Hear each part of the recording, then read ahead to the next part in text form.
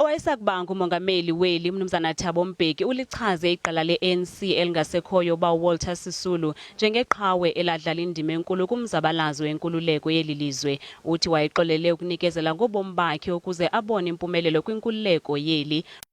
In our liberation movement led by the ANC and the people of South Africa, we're blessed to have a true revolutionary who would never betray his comrades, the struggle and the revolution, who was prepared to sacrifice his life for the revolution to succeed, who would go to the gallows singing to give courage and set an example to future generations never to betray the people. Knowing all this about Comrade Walter Sisulu, I thought it most fitting that to thank him for his invaluable contribution to the liberation of our country and people, we should borrow other words from the poet laureate. Kwafama kalipa amafana nkosi, agazi lithetha kwinkosi yenkosi.